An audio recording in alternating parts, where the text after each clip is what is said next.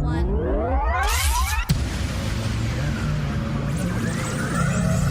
Ready. Just relax and enjoy the ride. In crowd, 815. In crowd, 815. In crowd, 815. In crowd, 815. 815. Graham crackers. Gateway snack? Hey, it is the, what is today? It is the 20th day of June, year 2026, the latest it has ever been, my friend Tom. In the history of mankind. And you made it to the In Crowd 815 podcast, episode number 324. Or if you're old school, 656. We've been around that long. We've been around that long, Tom. I'm well over 1,000 then, because I've been around since 2007, doing this very Saturday morning thing. Not this, but the Saturday morning thing. This could be episode 1000 today for you. I haven't done that kind of math, but anyway, we are hoping to have a good show for you and the person that might be still sleeping next to you. So maybe give them a nudge and say, hey, wake up. Greg and Tom are chatting, and it's time for the In Crowd 815 podcast. We are scheduled to chat with Tasha Ives from the St. Jude Children's Hospital, Rockford native, who's been doing some awesome things at St. Jude Children's Hospital, and Cameron Henderson, who runs the Rockford Empowerment Center. What is the Rockford Empowerment Center? We're going to learn all about that in just a little bit. But first, we have this to take care of.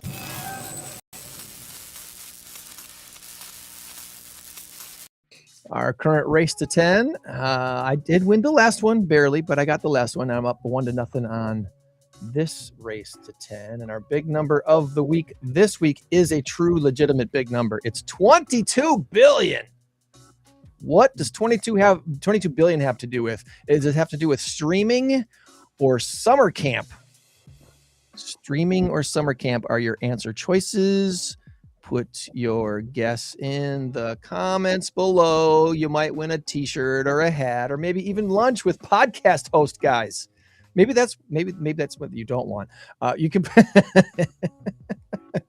Yeah, that's they're like, no, stay as far away from them as possible. Can we make it on their podcast for a half an hour? Can we make it a brunch or maybe just a dessert? Can we just make it a dessert stop somewhere? That way it's a short amount of time and I don't have to worry about it. Can we go to like Cliff Breakers or something like that? You know, I mean, hey, what the heck? That's a thought. That's a thought. All right. Well, hey, let's get into it today. We are going to be chatting with let me see if can I get this big graphic on the screen? Oh, I got the logo, not the big graphic.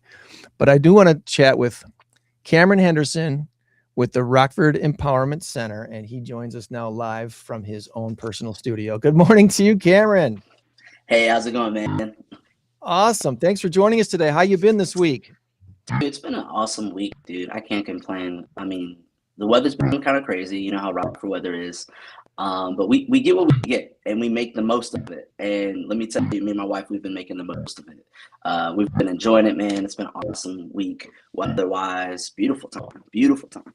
Good deal. Good deal. What I know your wife, but I don't know your wife. What's your wife's name again? Kimberly. All right. Is Kimberly a morning person? Is she up right now and Adam doing her thing, or is she like the pillow is still her thing? She is 15 feet away from me, courtside in our bedroom, sound asleep. Sound asleep. And that's what Saturdays are for some of our ladies, you know. It'd be like that. That's what we do. We work hard so they sleep well. That's right. But it's awesome. Yeah, I'm turning into a morning person. I have this new saying. I'm trying to join the 5 a.m. club. So I've been trying to normalize getting up at 5 a.m. Not even a workout, because I'm not a morning workout person. I go in the afternoons, like right before the little 5 o'clock rush. I'm in there before that, and then I'm out. But I'm trying to join this 5 a.m. club because I like the idea of getting such an early start on your day that you're packing up around 3 o'clock and you have a little bit of daylight. It started in the winter when, you know, we're like grasping at daylight. So it's been a fun journey. I have not been successful at it every day of the week, but I'm getting there. I'd say I found when I was doing the morning show on radio for a number of years that I was extra creative in the morning. So I did find joy in getting up early, uh, doing the morning drive show, and then having that extra energy to do fun, creative things for like the hour after. Yeah.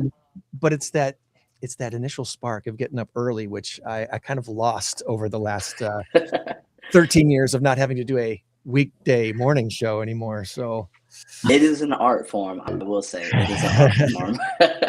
it takes a different level of discipline, right? It does. It does. It does. You really have a strong why, you know, and that's what it was for me. I was like, it's gotta be more than just trying to be a morning person and look cool. Because I'm not an influencer. I don't do like the whole like, you know, stream every aspect of my life. So I was like, nobody's watching me. like, no one's, like, I have to have a reason. I have to have a strong why. Accountability is like this big on this morning stuff, as there's not a ton of accountability right now. Not a ton at all, man. No. Well, hey, now let's get into, before we get into the Empowerment Center. Are you a Rockford native? Did you grow up here in the 815? I grew up in Rockford. I mean, I'm born in Chicago, Cook County. I moved to Rockford when I was 6 years old. So I learned mostly everything. Like, I think I did like 2 field trips in Chicago. And I wouldn't even count those, you know, because, you know, yeah. So I got here when I was 6, grew up. I went to Haskell Elementary when it was year round. Is it still year round?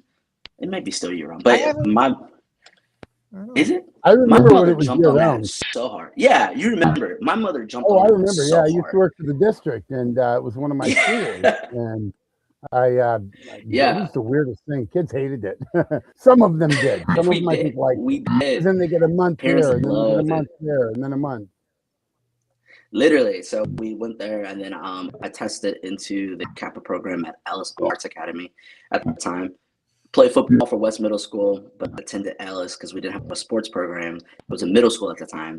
And then I transferred over into the Kappa program at Auburn High School, and the rest is history. Okay. So Ellis Kappa program. Yeah. And then post high school, what kind of a career arc led you to what you're doing now?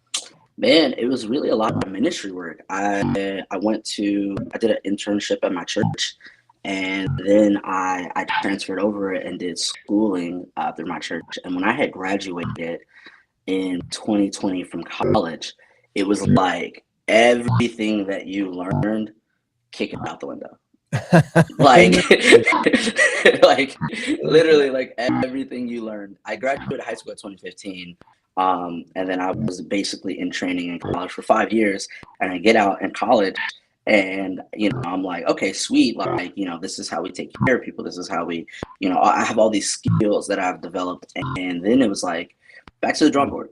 And I realized very quickly the most at least at that time, either you like worked in the medical field, or if you did any type of video and graphic design work, you were like, those 2 jobs were like the pinnacle. And so eventually helping people, encountering people, all had to be online. And so I really worked that graphic design muscle really, really hard, which honestly, it taught me a lot, man. It taught me how to build, not just theoretically, but it also forced me to build like concepts and make proof of concept. So like, if you're like, you know, back in that time, like when you're doing an event and an experience, you're like really like, I only have one opportunity to gather people. And if I'm going to gather people, it has to be impactful. It has to be meaningful, you know? So you're putting like, you're like over hyperdrive thinking critically of everything, because you're like, I don't know if there's a lockdown. I don't know, like how many, I got to get these people. So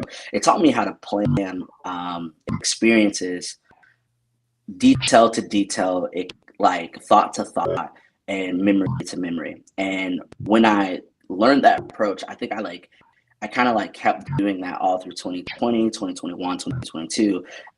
And all my initiatives were outreach. So it was all about reaching people who could not like get to me. It was all about, if I'm giving them something, getting to them. And so, you know, it kind of like stumbled upon itself. And it was really awesome. It was a cool season of learning, man. Cool season of building. Probably wouldn't want to do it again. Well, I think it's really cool that one of the things you learn about event planning and doing events is which little things become the big things. Yes. You know, the little touches that other people miss. Like, I mean, for example, like the original conference that they do at City First Church every year. Oh yeah, yeah. It's the little touches that add up to become this huge big thing that these women can't wait to do it again next year. Dude, yes. And Jen and her team have become, and Lisa, they've become so amazing at finding those little touches that spark the great conversations and the great memories and the things that are like, I can't wait for this next year. This is awesome. No, for sure. And I think they do a good job of teaching us that, how to carry that. We have a couple of phrases. We say things like "hold the standard." It's a really cool phrase that I appreciate a lot, because it means that, like, when a person walks into a space, what's the standard that they're experiencing? Let's hold that, and that, I think that's really like what you're hitting on.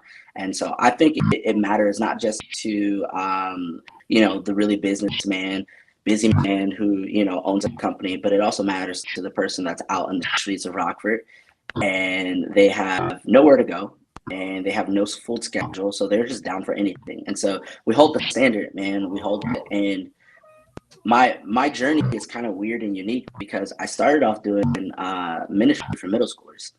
And we were doing middle school ministry, and I loved it, man. It was keeping me young. We were going back and forth. It was awesome. And then 7th and 8th graders, they're intense. Dude, they are intense, man. We did this one event. I called it G6. It was 6 hours of gaming, and we like opened up this room and we packed it full of a bunch of arcade games. And then like I got a bunch of people, like I begged a bunch of people I knew to, like, I was like, please let me borrow your PlayStation 5. I promise you we won't break it. Like, so we got all these systems and we ordered a bunch of pizza and we like did all these cool initiatives and fun things. The problem was, though, is that I think deep down I craved to do experiences outside of the four walls. And so, man, I started a young adult like life group. And this was probably around 2022 all the way to 2024. And the life group kept growing and growing. I had an apartment up on Jefferson Street, and we would do all these initiatives like in the west side of Rockford, downtown area. And we would literally, like, I would rent an abandoned building. I would rent an abandoned building. I would like decorate it, and we would like pack it full of like young adults and just getting people there. And I started to notice that there was a trend happening with the experiences. The experiences I kept wanting to go deeper into the west side of Rockford. I kept wanting to go give experiences to people who couldn't afford them, who had no access to them. And that was like a pattern. And then eventually, we got to this point where my boss, Jeremy DeWart, was like, hey man, like, I really feel like there's something here we need to activate. And he brought together this idea of like, hey, what if we extended the Sunday experience and we tried to reach people in tangible ways, like we were doing in COVID. And man, we were doing like these drive-through grocery like drop-offs. And I mean, I kid you not, huge. Dude, they were like huge during COVID. Like they were like, I kid you not, like 250, 300 cars. Like people have been there since 6 a.m. waiting. And I was like, dude, like that stirs me, that stirs me being a kid who grew up in poverty, and I'm seeing that and I'm like, man, like I know that. But the whole thing was this, is that I wanted to have dignity, and I wanted to not just feel like handouts. So like the idea was like, well, we've seen other organizations and, incredible, community leaders do awesome stuff. And I would ask myself this, because I'm a fan of that spirit of excellence. I'd be like, what would it look like if Apple decided to do community outreaches? If Apple was like, we're we're gonna do like we're gonna build a community center. If Apple said we're gonna build a community center, what would it feel like? What would it look like? And not necessarily the brand is what draws us, but it's back to that point you made. It's that holding the standard. It's that looking at the little things, you know. And so I was like, if Apple did this, it would have a sense of such a dignity to it that it would like not just help people, but it would change the way that people view themselves, their communities, and their situations. And that to me was everything, because we don't want to just help people. We want to help people obtain their dignity back, you know. And so thus the or freezing up a little bit. We are freezing up a little bit. Yeah. Whatever that sound is, I think it might be coming from his end. Let's see if this is better now that he's back on here. Hopefully it is. How's that? Reboot. I'm sorry about it. I don't know what happened.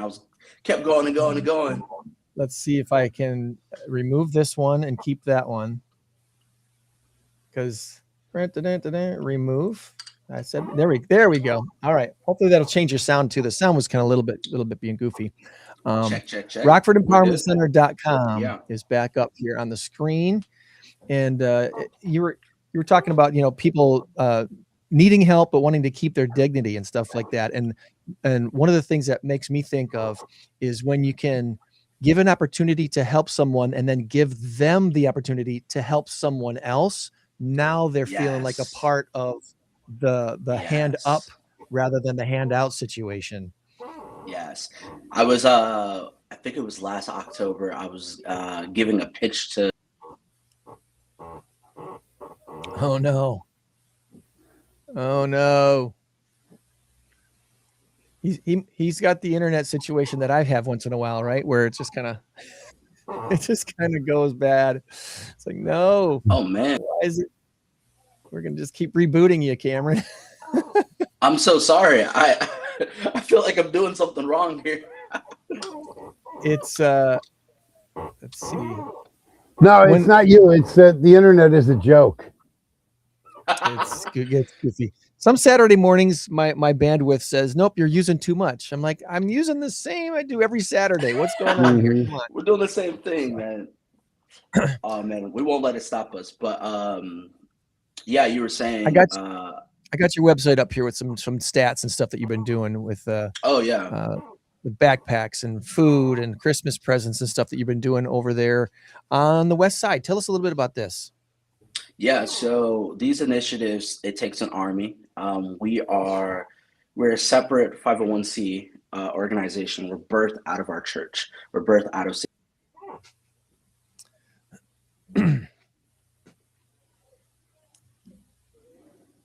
Thinks this is just going to keep happening. Which stinks. It just stinks. And there's nothing I can do about it. I don't think. Oh, man. Well, I want people to visit RockfordEmpowermentCenter.com and see all the stuff that they're doing. Addressing immediate food insecurity, providing long-term job placement support. They actually have a building now downtown, which is on the West Side there, which is really awesome. Let's try this again, Kim. Let's try this again. We're just gonna. One of the things you might want to do is use your cell service rather than your Wi-Fi. I just switched over just in case. I was like, you know what? Let's just do that just now. I'm pretty sure that's what Tasha's going to have to do when we bring her on a little bit later, is just use her cell service, because she's having internet issues as well today down where she's at. Oh, yeah. So you were just saying you're a separate 501c3 out of City First Church. It's not the churches and not for profit. It's a separate thing. Yeah, it's a separate thing. We still have a lot of incredible connections and resources that helped us get off. And this was all birthed during the COVID era. You know, we had to understand what food banks could we work with. We did a lot of research, man, understanding like what a food desert is, what's poverty, what's generational. Well, now the cell service is giving him trouble, Tom.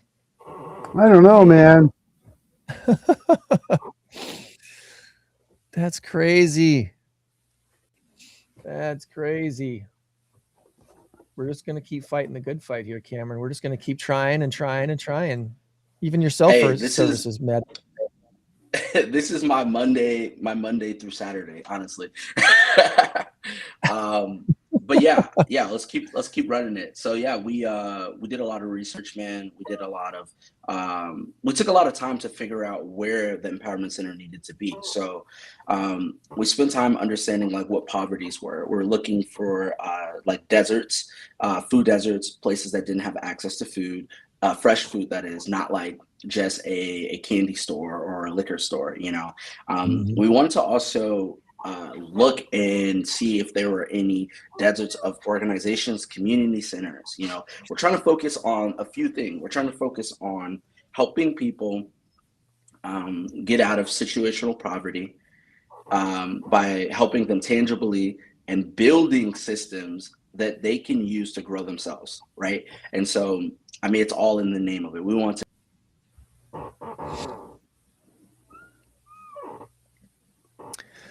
It's all in the name. Empowerment Center. That's right. It's all in the name. If I click on the info sign up, you can go here and sign up to be in the know as to what's going on with Cameron and the Empowerment Center. All right, keep going, buddy. Yeah, man. And so we set this phrase, like, you know, you've probably heard it a bunch of times. You give a person a fish, he'll eat for a day. You teach him the fish, you know, he'll eat for the rest of his life. But why stop there? You know what tastes good with fish? Rice. We're going to teach them how to cultivate rice. We're going to teach them how to farm. And these are all metaphors, but what we're doing is we're trying to help people, like, what's the God-given gift that you have? What's the talent that you have? And how have you never been resourced before? How can we resource them? And so the coolest and most challenging aspect of the season that we're in right now is that we've been doing the Empowerment Center for about 2.5 years, 3 years unofficially, and we still don't have our building yet. And the reason is because one, we said we weren't going to let not having a building stop us from bringing hope, you know. And I think this season holds a great deal of accountability for you. You know, what can you do when you don't have a roof over your head? Yeah, you bring tents, you do things that they've been doing out there every month, every couple of weeks. That's what they've been up to, is bringing stuff out there and getting people out there without a building. You don't need a building, you just need a tent. Did it work? Yeah. There we go. Yeah, really. You know what? I'm gonna do this because part of it, I think it might just be my phone. But yeah, so we've taken the time to literally like meet people where they are as we are, and we're still on the hunt for a building, man. There's a I mean, you know, Rockford's history. There's a lot of commercial space and factories from the 70s, and those buildings were built in deserts, you know. But where we specifically feel called to, which is the 13th ward of Rockford, which is one of the wards that make up the west side. I grew up in it. There's just not a lot of space, you know, and so our options are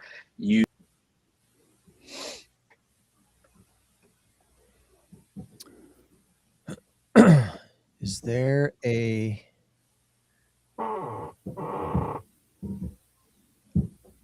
there we go, try again. 13th the most ward. problematic guest you've had. We have this problem so every once in a while. It's all right. So the 13th ward. Yep, go ahead. 13th ward. Yeah, so 13th ward is where we're looking to kind of like set up the flag and make home. That's what we're thinking. That's what we're looking for. And it's been a beautiful challenge, if I'm being honest. It's been a challenge because you don't want to just get anywhere. You want to go somewhere where you can build off. You want to be in community and a community that needs you. You don't want to be in anyone else's backyard.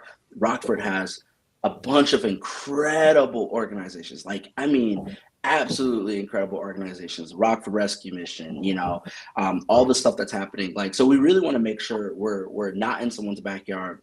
but we're where we're supposed to be. And so it's made us go on this journey to be like, well, until we get a building, let's not use not having a building as an excuse to not bring hope. And so we've been doing block parties.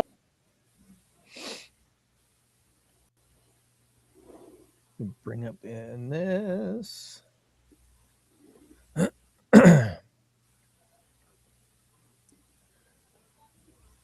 We'll get him back. We'll get him back. Oh man. Yeah, this whole internet thing really drives me nuts because I go through the same thing in my house. There we go, Cameron. Try it again. Try it again. Yeah, so block parties, first Saturday of every month. We're out in the community. We're giving out food, resources, and creating experiences for the kids. And then a program that I love is we have a youth and young adult program called ERA. Every Sunday night, we're at the Boys and Girls Club, which they so graciously let us use their facility, and we conduct a discussion dinner where we do dinner and discussions. We talk about life topics, and we're getting students and individuals, we're getting them in an environment, building trust, where we can just get them to talk about what's happening. Because, you know, my wife's a therapist, and so she's taught me a great deal about the gift of vulnerability.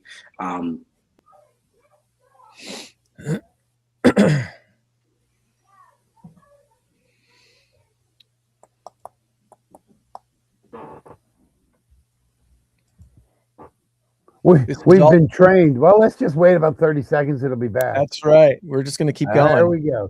Yep. Keep running it. I love it. You know, and so the idea with ERA is that we wanted to focus on empowerment, revival, and authenticity. I based off of my own studies, I realized that a lot of kids are, you know, they feel chained and enslaved by their past, and they're distracted by their futures. They want to go somewhere, they want to get somewhere. But I think the gift of the present is oftentimes not used. And when I got with my team, I was like, hey, like, how can we teach young people how to make the most of what's right in front of them? Like, there's no greater era of their life than the era that they're currently in. And we were like, dude, that's what it is. It's ERA. That's what we want to do. We want to empower them. We want to revive them. And we want to help them be the most authentic, true version of themselves. And so our discipleship program is. Dun, dun, dun, dun.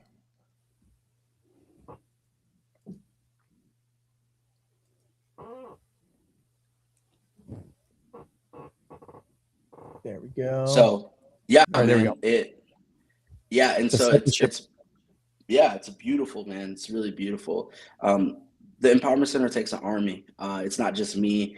We have an incredible team. We have an incredible group of volunteers, people who really are heart and soul for contributing change. And I think one of the coolest things is that as we're growing, we're really trying to fine tune our experiences to match needs that are yet to be addressed within our community. You know, I personally, I heavily want to like help build a program, run it through the Empowerment Center, that will really help people utilize, like, unlock their finances and make the most of it, you know. And for me, I understand that, you know, generational poverty is. I got to ask him if he's partnered or considered partnering with the Bridges to Prosperity with Mary Cassiope. That would be a great partnership there. Cameron, you mentioned something that got me thinking. Have you talked with Mary Cassiope yet at the Bridges to Prosperity? No. Incredible though. Incredible. She started she had as a thing that it was called Bridges Out of Poverty. And then she wanted to change it into a more positive thing. So it's Bridges to Prosperity. And she runs like seminars and stuff to help people learn to break those patterns of poverty. And that would be a great partnership, I think, with what you're doing at the Empowerment Center. Yeah, I'd love that. If you have a connect, man, please. Mary Cassiope, yeah. Mary, you need to meet Cameron. Cameron need to meet Mary. This would be a good one.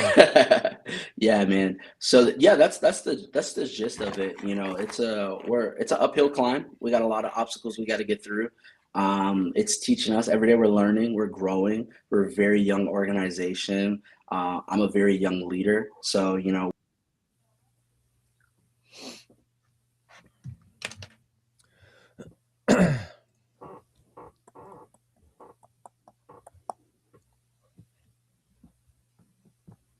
This is a weird one, Tom. We haven't experienced this one before. No, not to this degree. I mean, every once in a while, mine goes out, yours goes out, but yeah. Yeah, this is a new one for us. yeah, I don't know what it is, man. I'm so sorry. I didn't mean to curse the podcast this morning. Gonna keep bumping you off. But this is a message we want to make sure we get out there. And if people want to volunteer, again, rockfordempowermentcenter.com. Check out the website. There's a place to donate. There's a place to get involved personally. If you don't have time to volunteer right now, donate a few bucks and help things happen. Is there any special events coming up that you want to make sure people know about? Yeah, we're July 9th to 11th. We're doing a free day camp from 1 to 6 p.m. On the south side of Rockford.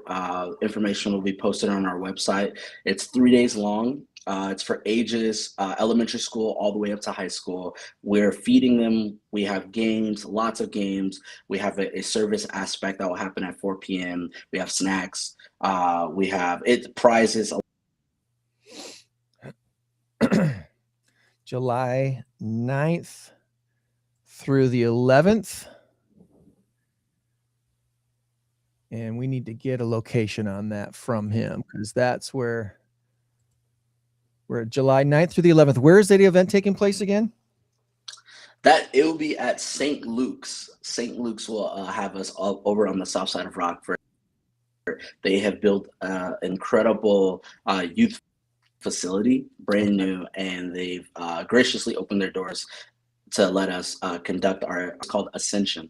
It's going to be an epic summer camp, and the kids will love it. And then, yeah, every second Saturday, we're doing block parties all around the area. Stay posted on our Facebook or our Instagram and our website. We have the Back to School Bash in August. We'll be doing a lot of giveaways, free haircuts, all that stuff. So, you know, plenty of opportunities for the community to have a safe environment. And then, yeah, if you're middle school, high school, every Sunday night, 5:30 at the Boys and Girls Club, me and my team were there. We're doing dinner and discussions. Awesome. All right. Well, let's see if we can get, is there anything that we did not ask you that you wanted to make sure we get out there before we move on to our trivia transition? As we reboot you one more time. Oh, this is insane, man. This is crazy. All right, there we go. And any last things? I think we got it all, man. I didn't know if you had any questions for me or for the organization, but yeah. Well, we're glad to share what you're up to on our Facebook platform and all that stuff to make sure people are aware of it. So we'll keep on doing that. And hopefully we can get a few more volunteers and a few more dollars in your pocket so you can help keep this going strong, and hopefully find you a building. That would be a really big thing. That would be a big thing. Thank you. We'd appreciate it. Thank you. That would be a really big thing. Is there an intersection of Rockford that you're trying to get as close to as possible with this building? We're looking, the Kilburn Fairgrounds area is where we're mostly conducting most of our experiences. The true heart of the 13th Ward, where I actually grew up on, is Blaisdell and Furman. There's a big field. There used to be a building there called school. It was called Church School. Was the building. It was an old building. They just So Furman and Blaisdell, as close to that intersection as possible. If there's a building that you're aware of for the Empowerment Center, that would be a great place to have that. The Boys and Girls Club is not too far from there. That Boys and Girls Club Center is right off. It's on Kilburn, I believe, right? Yeah, Kilburn. Yeah, so right off Kilburn. So is the church school building? They've torn it down, correct? I think you said that was gone. Yeah. Yeah, they tore that down. Yeah. Yeah. They probably should have. That thing was 18, maybe. Okay. Yeah. That's that was such a dilapidated building. You wouldn't have wanted to mess with that. 3 stories, two stories, 3 stories of just old. Oh, the whole thing needed to be. I mean, you're talking There's millions. got to Yeah. be So, but the land. Oh yeah. The land. Yeah, and we've been. I've turned into a real estate agent myself over the past 7 months, just looking at so many commercial buildings over the time. Like I've been in so many buildings in Rockford, just like, okay, let's check this one out. Let's check this one out. Let's check this one out. And but yeah, we're just. Someone's got to lead for you somewhere. We just got to find that someone and that somewhere, and hopefully, what we're talking about today will kind of help in finding that building for the Empowerment Center, and that's part of the goal why we're having you on today. Hopefully, we can find that building for you. If you know someone, please let us know. We're open to any suggestions. Awesome. All right. Well, let's do this and see if our friend Tasha can join us here. It's time for Tom's Trivia Challenge on the In Crowd 815 podcast. Good luck.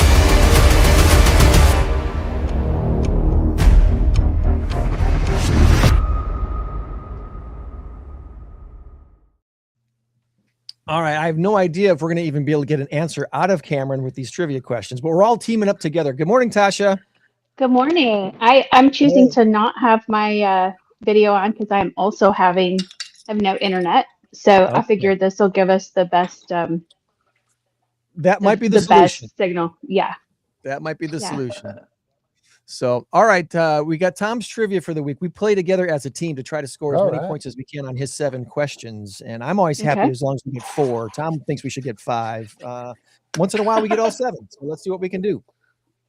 Let's go for 7, guys. Come on. And on, 7. I say this every week. Number. Yeah, come on, 7. That's the number of God. These questions are not designed.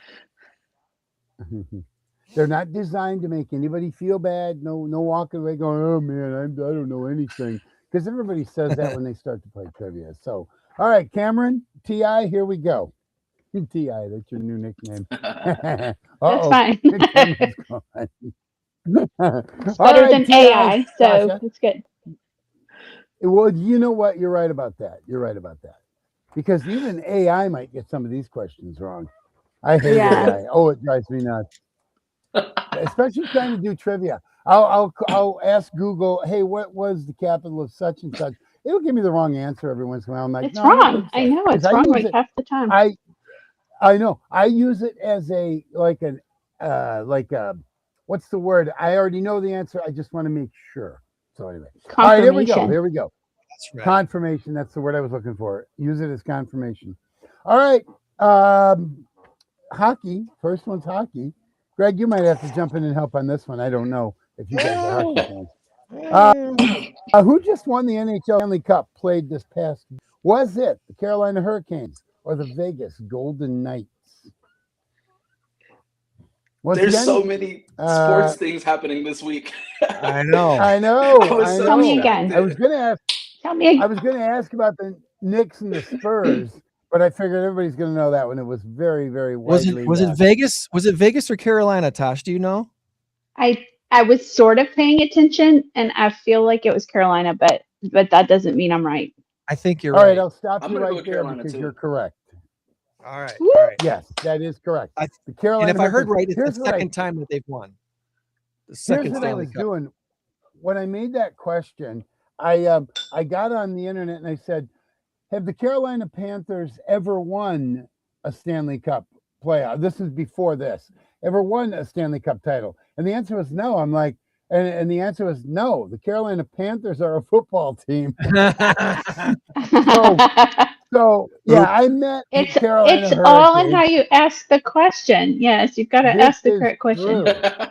This is true. Okay, so here we go. Here's a science question. Is the makeup of water 2 parts hydrogen or 2 parts oxygen? We know it's H2O, so depending on how you read it, your understanding of it, is the makeup of water 2 parts hydrogen or 2 parts oxygen? I say oxygen. RPS 205 education here. I think oxygen too. I think the 2 goes in front of the O. The H2O. Water's H2O, right? Yeah. Yep.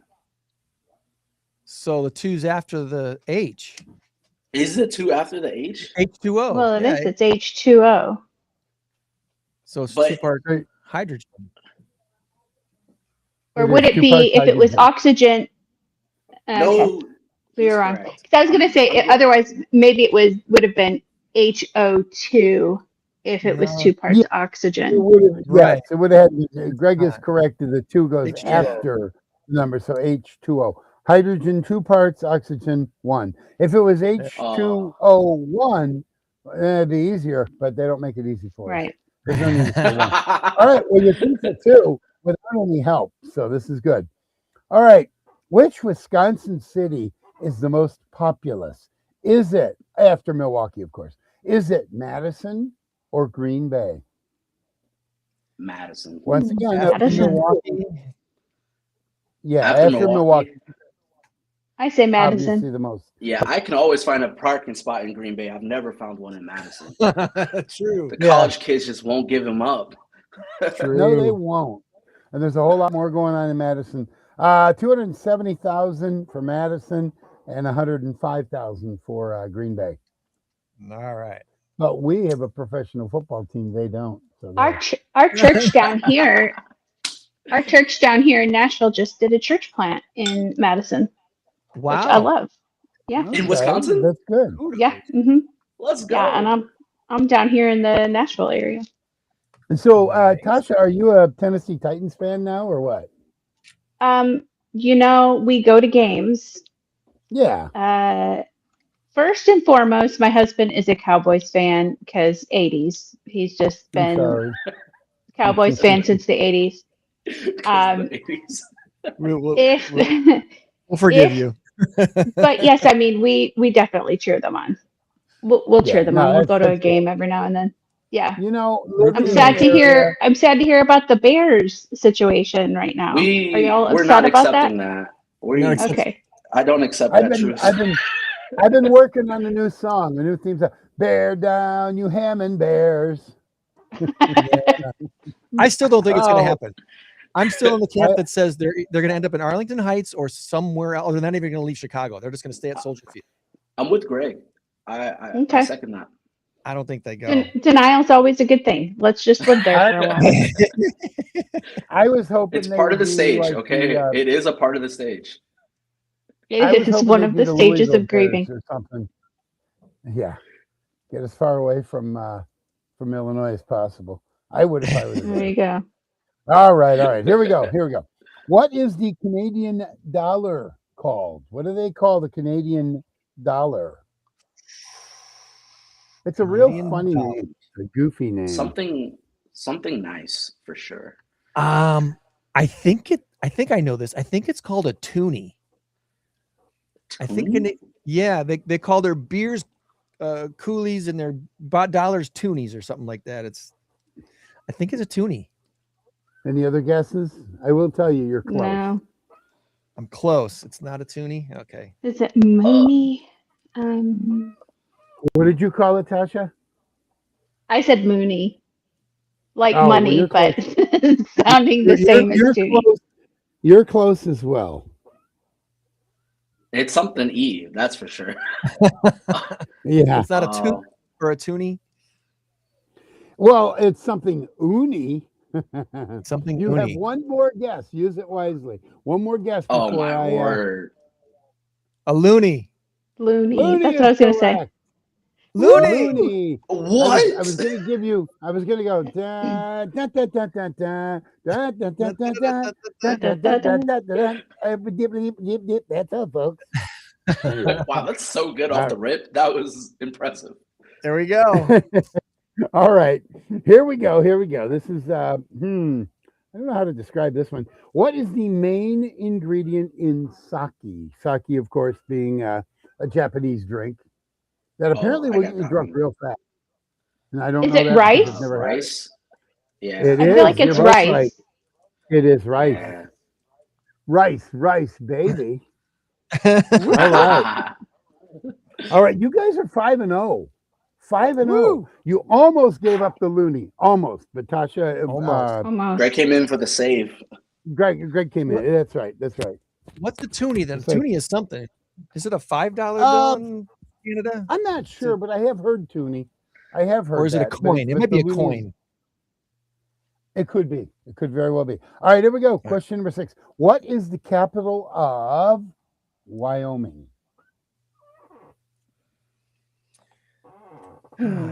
I can think of Capital one of city named Wyoming. Wyoming.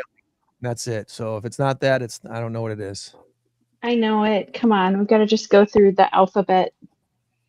It's a woman's name, right? Isn't it Cheyenne or something like that? Oh man. It might be. It might very well be. There's two names that it could be. It could be Cheyenne or it could be Casper.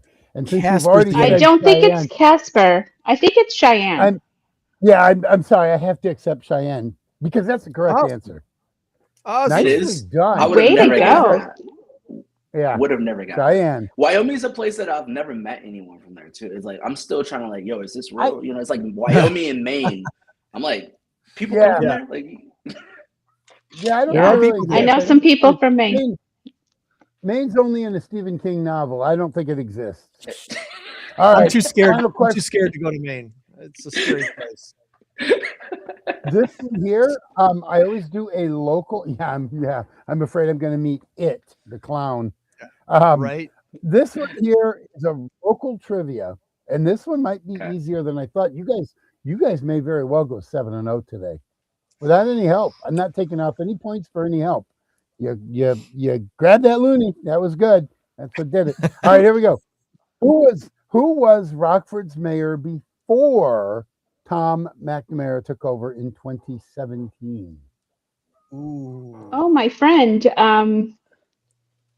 He's my friend. Oh my gosh, why is my brain blanking? Yeah, I hope he's not listening.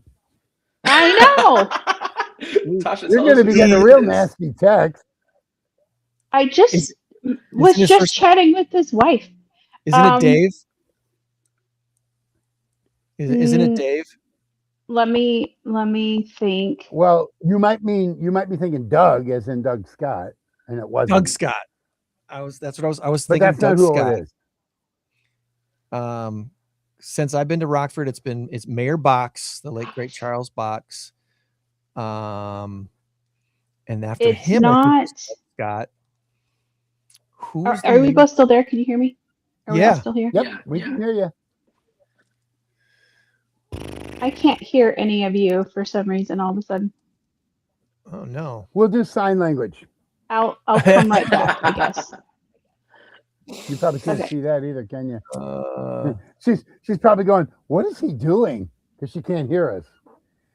She's getting a quick Google in. Don't worry. Oh, yeah, there you go. No Googling allowed. I'm really All bummed right, on I'm gonna myself.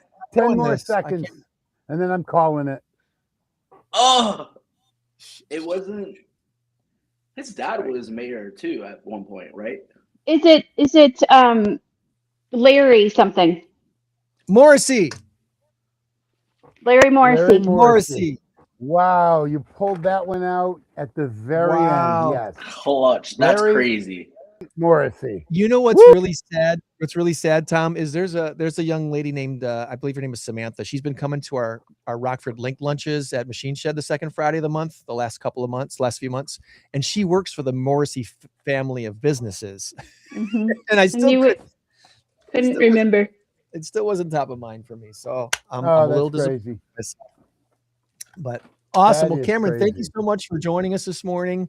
We will definitely want to catch up with you, and we're going to have you back. We got to have you back on again, maybe before the end of the year with better technology. And Yeah, I'm gonna tell my wife right now I gotta buy a new laptop, new phone, just for this cost. Don't worry. there you go. Whatever excuse works for you. Whatever excuse works for you. It's for the Lord. It's for the Lord. It's for the Lord, right? Come on. Thank you guys so much That's for right. having me. That's right. Incredible buddy. Well, So podcast. God, I'll be please listening provide next the Saturday. funds. I sent you Mary's Amen. information, so that should be in your Facebook message right now. Thank you so much. I appreciate it. You guys have an incredible day. You too. Bye-bye now. You too, buddy.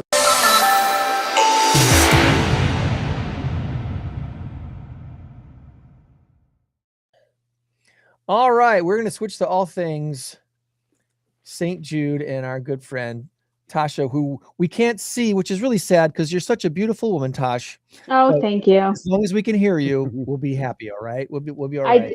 I just know trial and error in this new construction I'm in right now.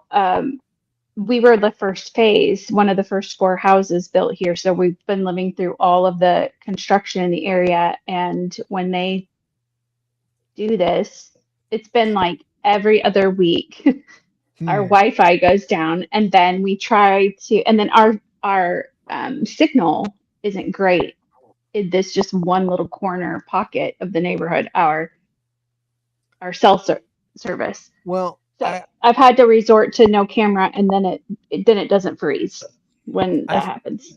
I completely relate to you because when Christy and I moved in the fall, the neighborhood we moved into, you would think would have really strong cell service, and it doesn't. It's like if I'm sitting in the corner of the bathroom, it works, great, but elsewhere in the house, right? It's not so much. Yes. Okay, now we know why you're not on the screen. You're in the bathroom. I'm kidding. I'm kidding. I have the same problem, and I hate to be that guy that says we can put a man on the moon, but we can't have good service. And that is true. There's a reason why. It's true. Because if you can, and this was 1969. I was just little 7-year-old Tom in 1969, and I remember watching them on the moon, and there was a 7-second delay. I remember it, watching it with my parents, and it was amazing. My dad's like, they are on the moon, and I'm like, wow, right. that's amazing. And they're actually talking. Yeah, there was a 7-second delay. I get it, but there's a reason why people say we could put a man on the moon, but we can't have a cell conversation with somebody across town or even your neighbor or something like that. There is a reason why. I'm not a conspiracy theorist, but there's a reason why. If you can have that technology in 69, it should only be enhanced. It should only be better. But unfortunately, they make too much money off of the phones. They make too much money off of new technology and this and that. So it really does come down to money. All right, I'm off my soapbox now. Go ahead, Tasha. Okay, that's usually what it always boils down to for the most part. It does. You're right. Money. Always follow the money. Well, for those uninitiated who have never met Tasha Ives, tell us about yourself, Tasha. Where did you grow up and go to school and all that sort of stuff as a child? Yeah, well, I grew up and lived most of my life in Rockford, Illinois. My dad is a pastor, and was at the same congregation for the most part for 45 years at Lincolnwood Baptist Church on Springfield Avenue, Auburn, Springfield area. And I grew up there. Originally started out at Cathedral Baptist School, and then went to Berean Baptist School for a while, and then spent a semester at Jefferson. Only a semester, first semester of my sophomore year, and my parents were like, nope. It was me begging them to go to public school. And it happened to be the year that they changed all the schools around. They changed all of the the neyborhood boundaries, and we've got a lot of lawsuits from that time of year that I think that they're just starting to, all the District 205 lawsuits. Anyway, they're like, no, that's not great. So I landed and finished out my schooling at Christian Life High School at First Assembly there, or Rockford City First, whatever it's called now. It's City First. It's City First now. Yeah, City First. First Assembly. At the time, it was First Assembly, and I graduated from there. Yeah, we joke about it. Yeah, go ahead. I used to be the commissioner of our softball league, and Rockford First Assembly was one of the teams, and I was at Riverside and a few other. We had like 12 teams, and every single 2 or 3 years every 2 or 3 years they were changing their name. I'm like, dude, come on, you guys are constantly changing your uniforms. I never know what to put you down as. So now they're City First. So yeah, City First. It's okay. Change is good. I can remember that one. Yes. Yeah. So I graduated from there in 1992, and eventually married my husband Dean and I think my phone just fell, in 1998, and we have been married since then. We're coming up on 29 years. Well, Valentine's Day will be 29 years. Okay. And yeah, it's crazy. But we have two kiddos. Carson's our son. He'll be turning 25 next month, and he's married to Lindsay, who's a amazing person. She's an interior designer here at a Nashville design firm and loves every day of her job. And Carson is a full-time musician, producer, all the things, has a studio in his home, and Nice. is able to pay the bills being a musician full-time in Nashville. So that's pretty cool. That is cool. And and then I am on staff at Long Hollow Church down here in Hendersonville. You should look them up sometime. They're amazing. Pastor Robbie Gallaty is our pastor, and I work as the my title is Care and Equip Specialist. So we're going to be talking about St. Jude, but a lot of what I'm implementing at Long Hollow, we've got about 10,000 people between 3 services that come onto our campus on a Sunday, and which requires a lot of volunteers that we call serve team members. And a big part of my push and the whole reason my job was created is to make volunteering look a little more like discipleship. And how are we making that less transactional and more relational? You're not just showing up to fill a spot, but how are we caring for and equipping you in your role to serve there in our church? But then how can we care and equip you to serve the Lord outside of the walls of our church as well? And the infrastructure that we're building is similar to what we helped build in the volunteer structure for family-centered care at St. Jude. So I was able to kind of take some of that we've built over there in our bereavement and patient family-centered care and kind of use that infrastructure into what I do at Long Hollow. And then Dean is currently in business with my brother-in-law, selling and delivering shipping containers. It's a thing to do around here. So that's where we're at in life. Yeah.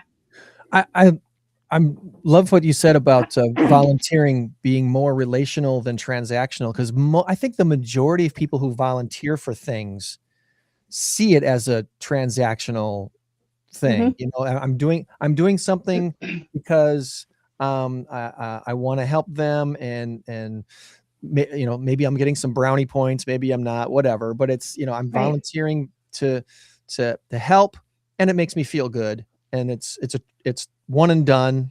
They spent an hour, they spent a day, done. Right. Mm-hmm. But when it becomes a relational thing, it becomes more part of your life and something you do more on a regular basis, and you can turn it into a discipleship opportunity.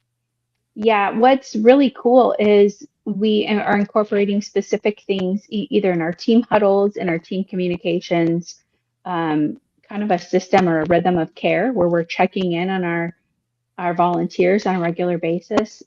We've kind of built this infrastructure to where, whether it's a staff member or a highly functioning volunteer, volunteer in like a coordinator role, we're all going to be making sure, because for instance, just in guest services on a Sunday, we have 310 volunteers. That's just greeting, seating, parking lot. That's not kids ministries, all the other places. And so someone's going to fall through the cracks if it relies on just me to reach all of them. And so we have kind of set up a system to where we have coordinators and coaches and team leads who are all volunteers, who say, I pour into the coordinators, and the coordinators check in on the coaches, and then the coaches check in on the team leads, and so on and so forth. So where you're really checking in on 10 people instead of 300. Does that make sense? That's, yeah. But they all feel cared for and that they matter, and we notice when they're not there on a Sunday. And And really then a big part of it is to awaken them to the thing or things that they have inside of them that God has created them to use to help others. I use this example a lot when, I mean, we're talking about St. Jude, so we know our daughter Sydney is in heaven. She was a patient. I didn't get to her yet, but Sydney was 9.5 when she was diagnosed with an inoperable brain tumor, and she died at age 11, 18 months later. And St. Jude was our hospital where we were treated after being diagnosed at UW-Madison. But all that to say, after she passed away, we had pastors of churches like City First and other places around the country where we knew the pastors of these like large churches. And they'd reach out and they'd be like, hey, we've got this couple, they lost a child. Do you think we could connect them with you, just to be an extra support? And I get it because they knew us and they trusted us that they would reach out to us. And I'm like, well, you can, but I guarantee you in a church your size, you probably have 15 other couples that have walked through that you just don't know. And those couples don't realize that they have something to give back, that they have a life experience that can be utilized to serve God through their church. And so it's really awakening people. Like, it's just, maybe you're a grandma that likes to cook, but maybe there's a bunch of moms in there that never had somebody teach them how to cook. Like, that's a way you can serve God in your church, and discipleship can happen through that. Do you know what I mean? So there's all of these different opportunities. I also am a certified biblical counselor now as well, and so that's a big part. We have I help oversee our biblical mentor program at St. Jude. I mean, at the church. I'm sorry. Would it be okay if I shared your Facebook page on the screen? For sure. I think that might be that, or Instagram or whatever. Yeah, because you've got your, like you just mentioned, your certified biblical peer counselor. Yeah. Let's put that on the screen here and share that Yeah. too, so people can connect with you if they and want. then there's my face. So then you can see who they're listening to. But yeah, we have 30 biblical mentors at our church who are volunteers, and so going through training and doing the things, that's just a part of figuring that out. For me, it's 2 Corinthians 1:4.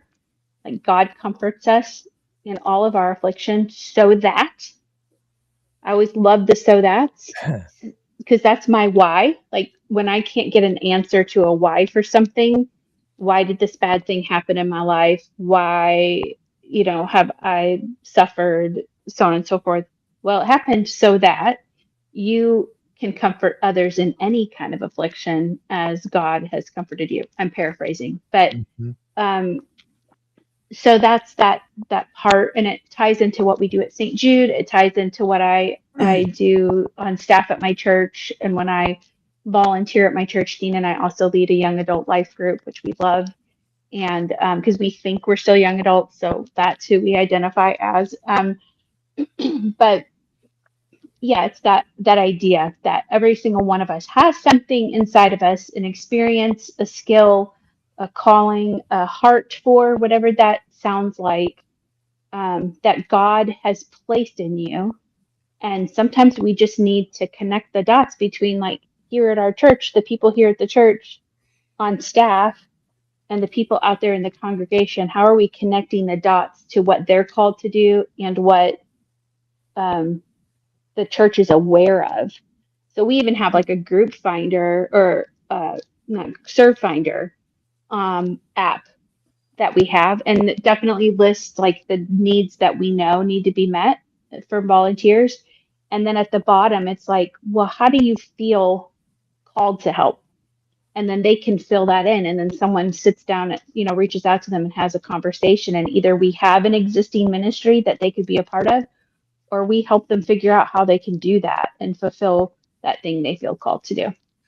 And that's one of those. Go ahead, Tom. Well, Tasha, I was going to say, go back to the so that. The so that for you is so that I can see my daughter again in heaven. That is the most important part of all of that, is that you can lead somebody to know Jesus, an innocent child, Yes. 10 years old, whatever, probably already going to heaven. I'm not sure what the age of accountability. I don't know Sure. anything about that, but I don't. Well, also Nobody she really loved truly Jesus knows. with all her heart. Yeah. Absolutely, I know that. I know that personally because we've had you on the Mm-hmm. show before when we were doing terrestrial radio, as Right. Greg likes to call it, at the radio station. Mm-hmm. And you are 100% correct. So beyond a shadow of a doubt, you will be reunited with your baby girl. You know that. And when you can Exactly. share that with somebody else and say you can be reunited with your child, it may give them a different perspective. So that is huge in this case because if you do you go to church? Well, no, not really. Well, you know what? Why don't you come to church with my husband and I or whatever, and Mm-hmm. we'll get you hooked up with people who can help you and this and that, and voila, a year later they're in the praise and worship group or they're Right. in a Bible study or whatever. Anything can happen. God opens those doors, and He's using you and Greg and myself and everybody else to open those doors, to plant those seeds. So that is so very, very important. So thank you for that. Yeah. Yeah, for sure. It's good It's been encouragement because the ministry happens in so many places. And like we were just talking with Cameron, a lot of times it's those little things that you think are just little things that are actually the Mhm. big things. Mhm. They're actually the big things. It's the little touches that it's like, Yeah. oh, that proves you care. That proves you actually kind of know where I'm coming from, and the connection happens. It's like, wow, Yeah, for sure. We definitely use that. I'm on what's called a mobilization team. It's 3 people on our team that help each ministry leg of our church. We have like just kind of overhaul their onboarding process. And we have a very, very large prison ministry. So we have a lot of people coming in. And one of the first ways that we like to get them connected is in a serve opportunity, but we have to have background check if you're standing at the door greeting.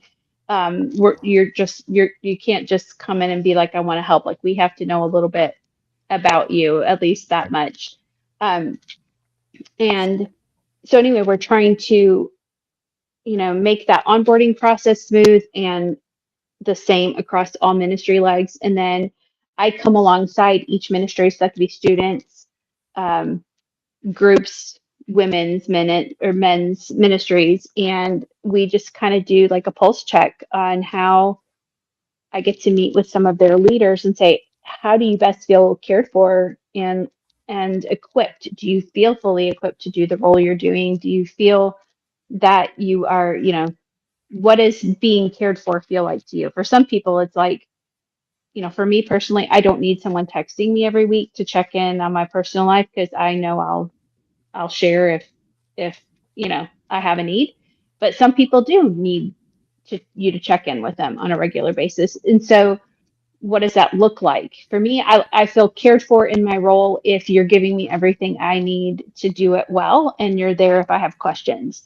But it might sound different to somebody else. And so finding out what that each person needs and then trying to equip them with that, love on them that way is a part of my role. But we're embedded inside of guest services. So when you're talking about the tiniest details, like for us, we're like from the street to the seat. We want you to feel loved on. Like the second some of our the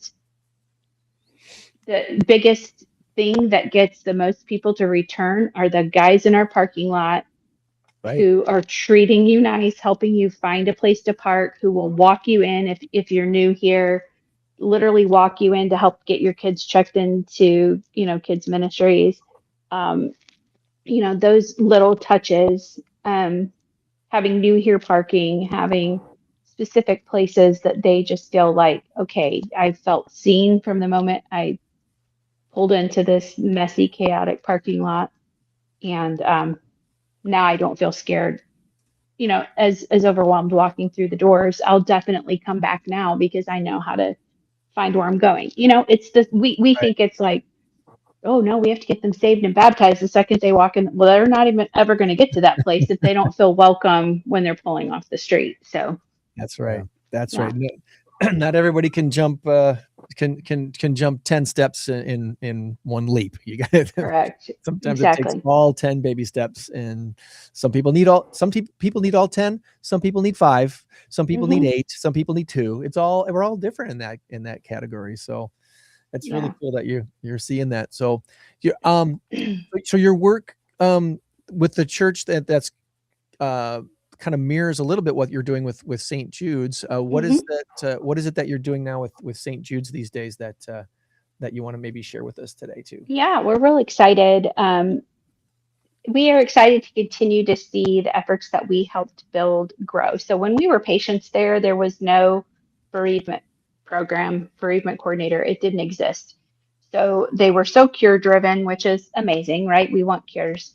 But they were so cure driven that, I mean, we had a social worker, who would check in, but there wasn't an organized bereavement program. And so there was a mom that came before us. Her son died a few years before Sydney, who was already sort of working with Dr. Justin Baker, who was a fellow at the time that her son died. Justin later became the head of hematology oncology, and they worked together to start creating the Quality of Life Steering Council, which is all end of life and bereavement care. And that steering council existed. We had generally you have about 8 to 10 bereaved parents that sit on that council. So about a year after they started forming that, Dean and I were asked to come on board to sit on that steering council. And so what that steering council does is help shape policy, change the way, it's literally changing culture, right? Because when you're in a cure-driven space, to talk about end of life and bereavement care is not easy to do.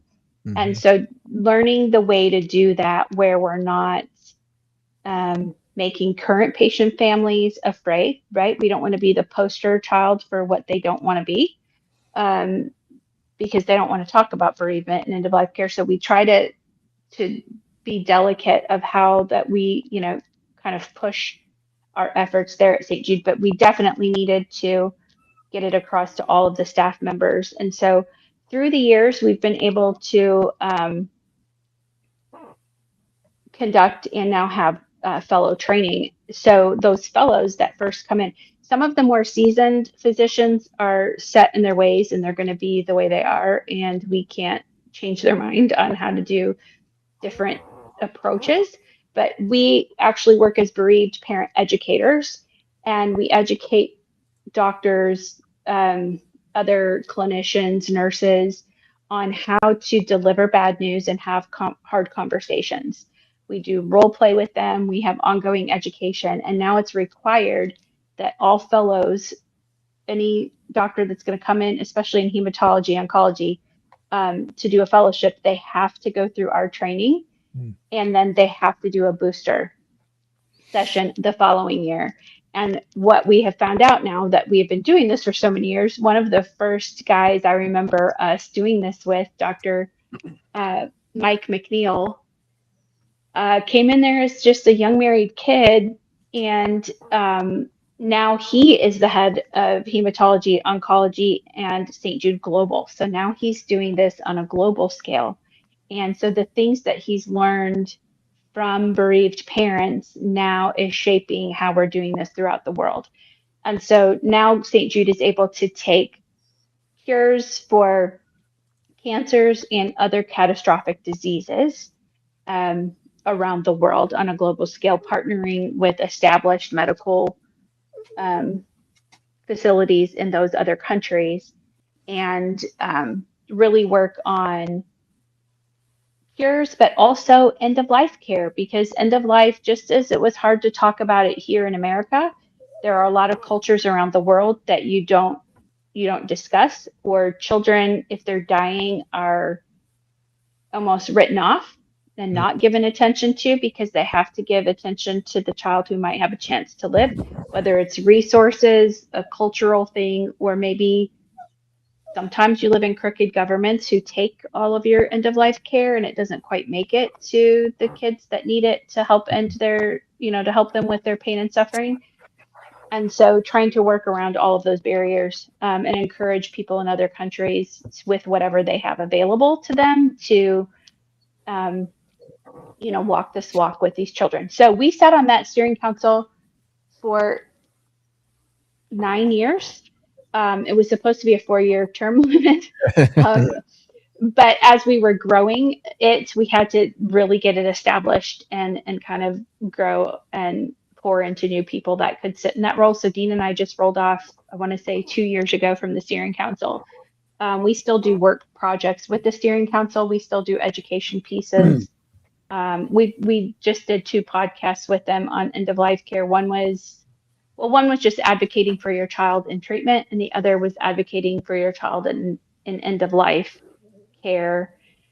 And so we work in various things. We'll go back for a global conference where they bring those doctors from all over the world to St. Jude and are able to, kind of talk about those end of life things. And Dean has actually been asked a couple of times by Dr. McNeil to go. He was in Hawaii a couple years ago, and this year I think we're going to San Antonio for a conference talking about dads who grieve. Especially when we're talking, it's hard enough in American culture, but we're starting to get there where dads will talk about it. But there are some countries around the world where the cultures obviously are vastly different, very patriarchal. And so how do we get these dads? Like, I oversimplified it, but I'm like, can you imagine if we could really get dads around the world to talk about their grief of men? Like maybe we wouldn't have so many wars. There you go. Maybe there wouldn't be so many wars around the world if, men just dealt with their grief a little bit. But so we're utilized in a bunch of different ways like that. And then of course we do our St. Jude Dean runs every year in December. We raise funds for that. And I always tell him, I'll raise the money and you can run the miles. So you can do that in Nashville, right? Yeah. Well, he's going to run it in Memphis. There's one here in Nashville. There's the Rock and Roll Marathon.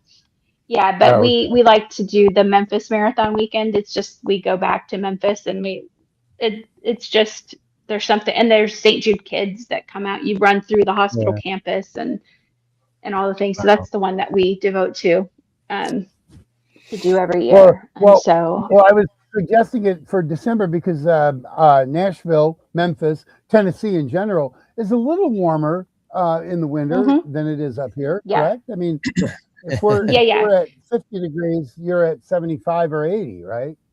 Yeah. So we've done it every year down there in December. It's the first Saturday of December every year. And it usually starts out I think one year they had to cancel because they had ice. But otherwise, it usually starts out like 30s or 40s, or, it's up to like 45, 50 by the time you're done running. And so it's actually perfect weather. It is. Yeah. All right. So I don't want to break any mojo here, but I got to ask this. Have you ever met Marlo Thomas? Okay. So not met, like, hello, my name's Tasha and my name's Marlo, but I've been in the room with her. Okay. I was just curious. Yeah. I was just a thought that popped into my head. I've wondered that for a while. So anyway, moving on. I was going to say, we were in a commercial thing together. Oh, okay. Go ahead. Well, that's cool. Well, I was going to say, is she as nice as she seems? And I wouldn't expect you to say, oh, God, no, she's just such a prima donna. I wouldn't want you to say that. So I'm not even going to ask the question. But I just no, she's really kind. She's really kind to everybody when they're around. And I think on campus, people understand, too, that it's a mutual respect that we have. We're as patient families, we respect the family of, Danny Thomas for all that they have done. Absolutely, yeah. And they have a mutual respect for us and what we are facing. And also knowing that kiddos like Sydney, excuse me, I have a little allergy stuff happening down here. Our kids who didn't get a cure also helped with research so that other children do get cures. And so they're a part of the legacy there, you know. And so she's sweet. She's nice. I mean, I didn't like have a conversation with her, but I watch as she's interacting with people, and she's very gracious. Yeah. They obviously they continue to do the fundraiser here in Rockford every year on Q98.5. I think they did it on the Eagle as well this past year. And a lot of times, I should say a lot of times, every time they bring up you and the work you did while you were still here too. And so it's cool to see that your connection to Rockford still pretty strong. Yes. You know, is there ways that you would encourage people to get involved either with St. Jude or another organization or another event or opportunity to support what St. Jude's purposes are and what they do?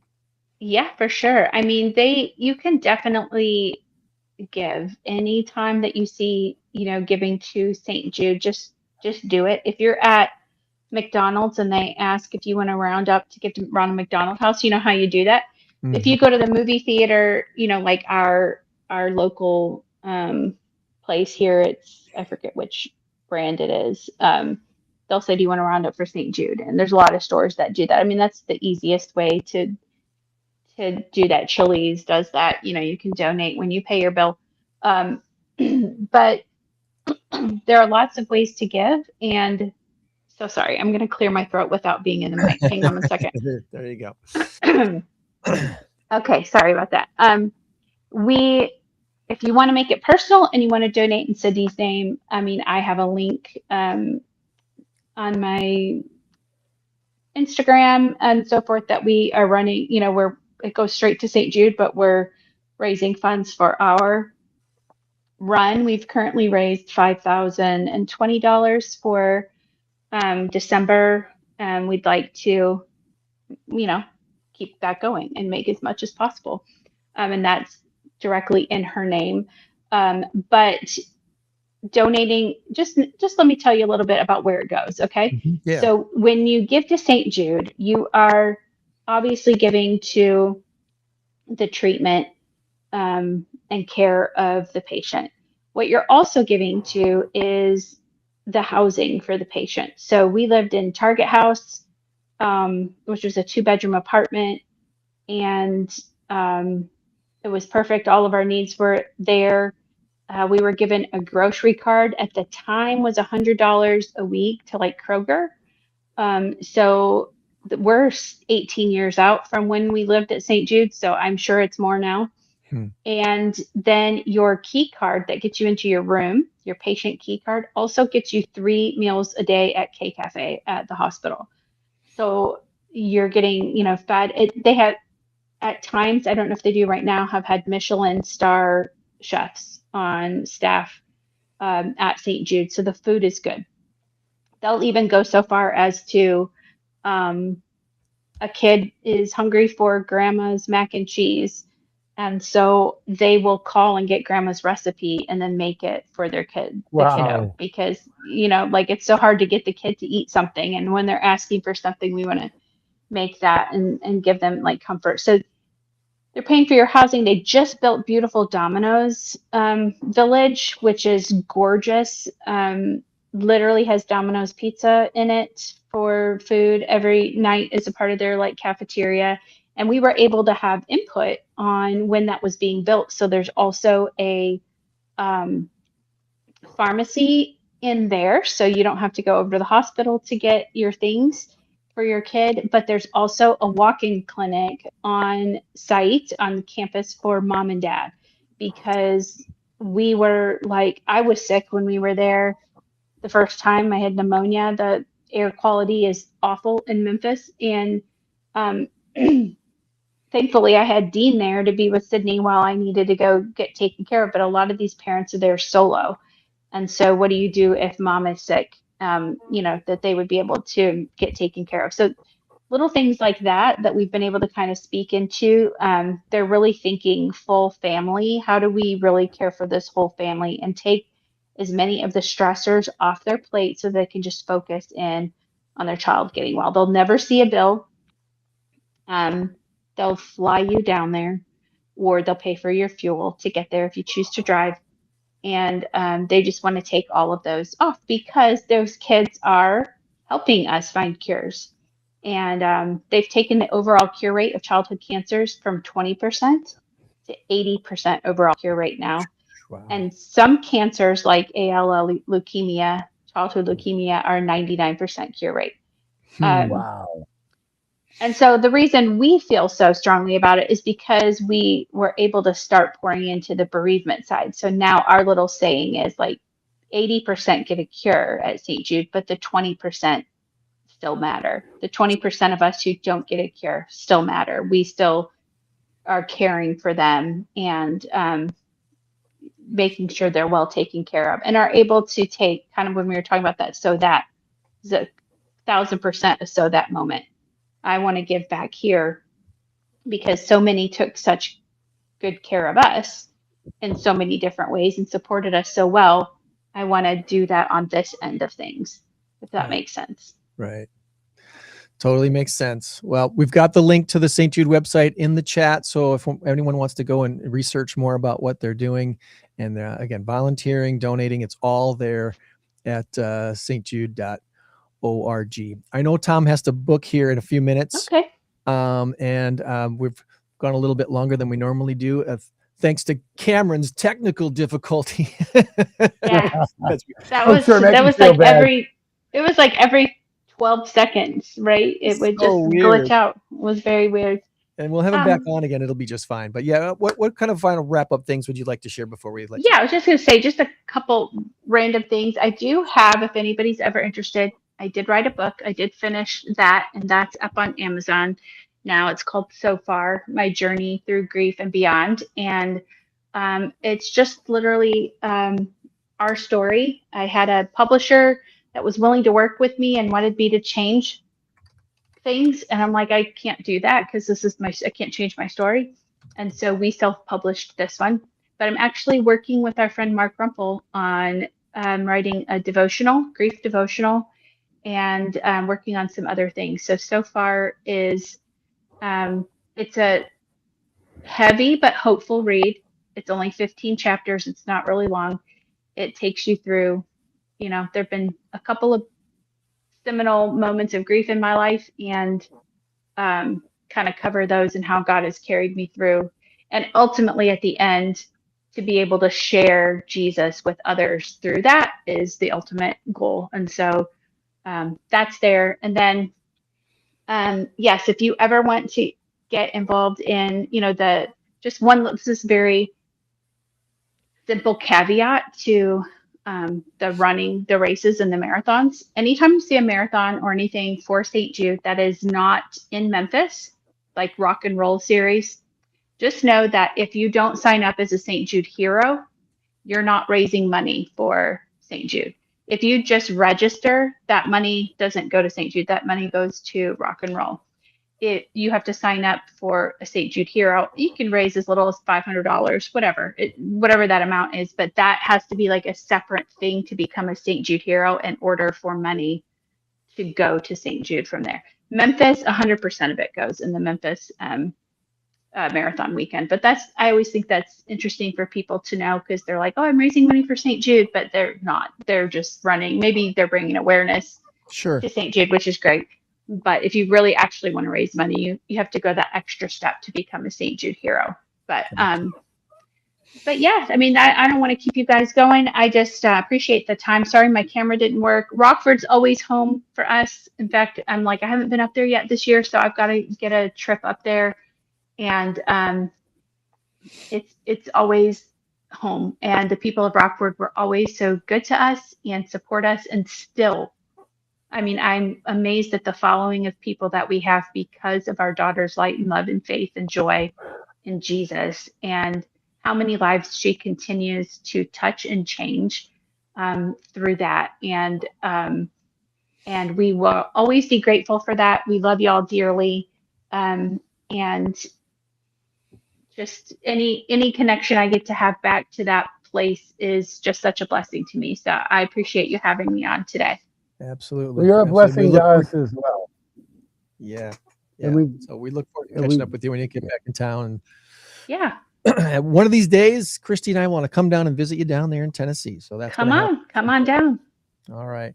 It'll make it happen. All right, hon. Well, you have a great rest of your weekend, and say Happy Father's Day to Dean, and we'll catch up with you down the line. All right.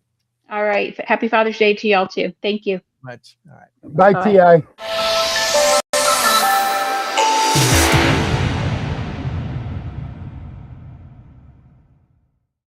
All right.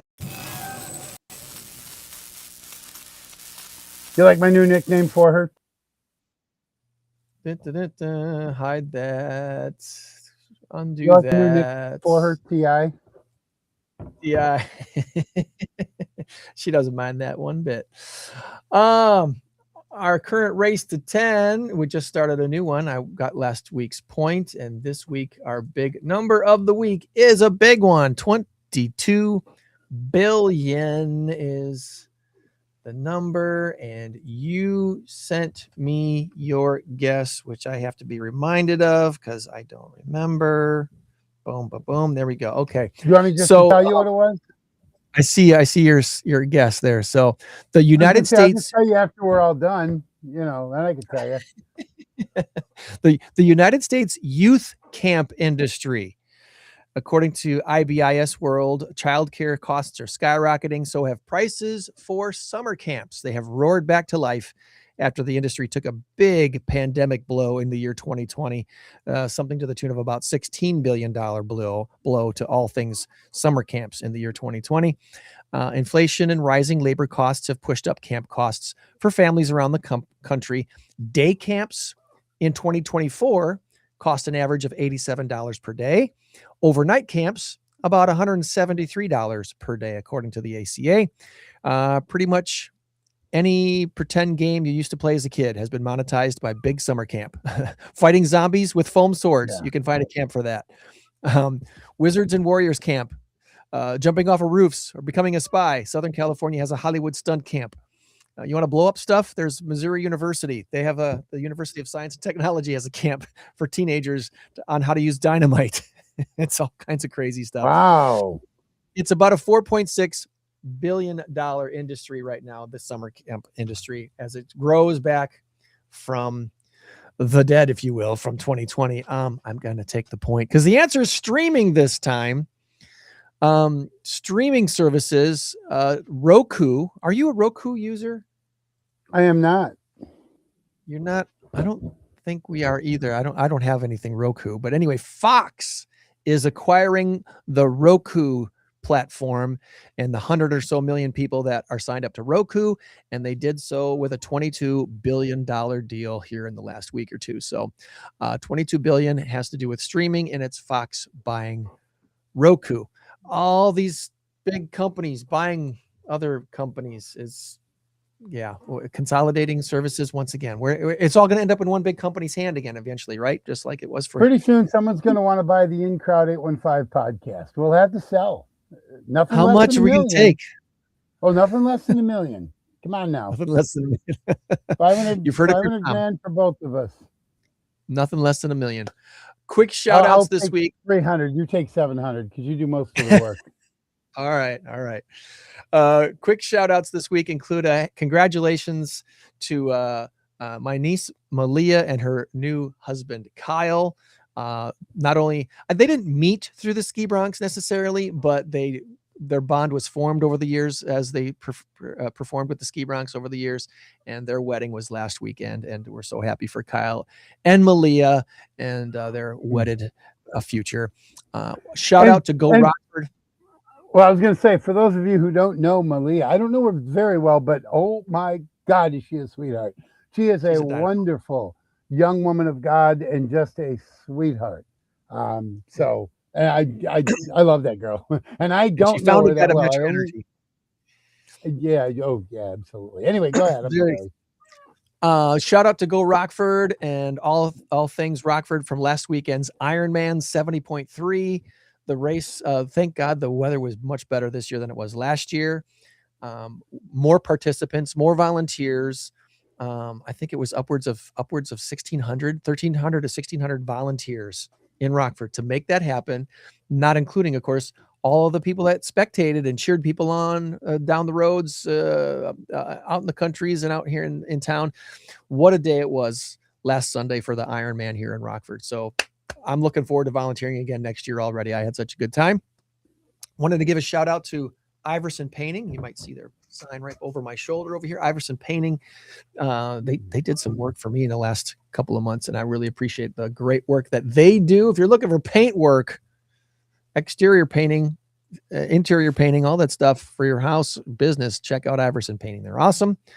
Starlight Theater season continues. They're doing Something Rotten. Today's the only day you can see a matinee show of the show Something Rotten. So if you're someone who can't drive at night, that's usually what the crowd is on a Saturday at 2 p.m. for the matinee show, is the folks that can't drive in dark anymore. You know, come on out, get a good laugh. Something Rotten is hilarious, and it's a 2 o'clock show today and then an 8 o'clock show tonight. And then are you the Something Rotten in the show? Well, here's the Something Rotten is one of the funny aspects about this show is this brother seeks, what would you call it? Like a seersayer, someone who can see into the future to get advice. Yeah. To try to get an idea for their next play, because they're competing against Shakespeare, and nobody can compete against Shakespeare. Shakespeare is the best. He's the bard. He's the awesome. And so this seer-sayer person digs deep and says the title for your next play is Omelet. Not Hamlet. Omelet. And so it's about eggs, and it's hilarious. So anyway, hey, go. All right, I have to go because I got to meet somebody at 10 o'clock to get my computer fixed. So Louis Tap House, Tom's Trivia every Wednesday night at 7. Wanted to shout that out too. We're having a lot of fun with that. Absolutely. Come on. And then Hidden Creek Estates, check that place out because it's amazing. Next week, we're going to talk with Boone County Fair and the Belvedere Park District. It's going to be all things Boone County next week. So remember, you change the world when you help one person. Be a blessing to someone today. Meet you back here for another In Crowd 815 podcast next week. Tom, buddy, have a good one. You too, buddy. Talk to you later. All right. Bye-bye. Bye, everybody. Have a good one. 815 in crowd. 815 in crowd.